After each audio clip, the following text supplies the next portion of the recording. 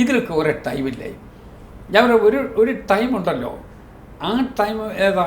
തിരഞ്ഞെടുപ്പ് കഴിഞ്ഞ്, ഇലക്ഷൻ കഴിഞ്ഞ്, നമ്മൾക്ക് MLA-മാരൊക്കെ ഗവൺമെൻറ് ഫോം ചെയ്യാനുള്ള തലത്തിൽ സ്ട്രെങ്ത്ത് വന്നു കഴിഞ്ഞാൽ ആലോചിക്കേണ്ട കാര്യമല്ലേ? അതാ ഹൈക്കമാൻഡ് ഓർമ്മിപ്പിച്ചത്. അത് കറക്റ്റുമാണ്. അതുവരെ ചെയ്യേണ്ടത് എന്താ? നമ്മളുടെ നമ്പറാണ്, നമ്പർ ഗെയിമാണ്. നമ്പർ കൂട്ടാനുള്ള ശ്രമം നടക്കണം. 72+ അതിലോട്ടെത്തണ്ടായി. അതെത്തിയാലും പറന്ന് അങ്ങനെ ഒരു ഗവൺമെൻറ് മുന്നോട്ട് പോകാൻ വളരെ ബുദ്ധിമുട്ടുണ്ടാകുമെന്നുള്ളത് കേരളത്തിൻ്റെ പഴയ എക്സ്പീരിയൻസ് നോക്കിയാൽ അറിയാം.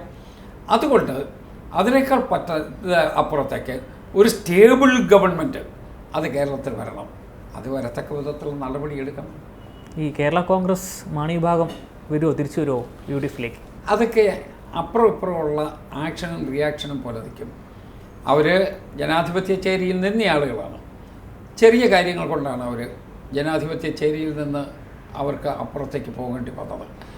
ആ സാഹചര്യത്തെ ഞാൻ വിലയിരുത്താൻ ഇപ്പോഴില്ല. അത് വേണമായിരുന്നോ എന്നൊരു ചോദ്യം നമ്മുടെയും മനസ്സിലുണ്ട്. അത് ശരിയായില്ല എന്ന് വിശ്വസിക്കുന്ന കേരളത്തിലെ ഒട്ടനവധി ആളുകളുണ്ട്.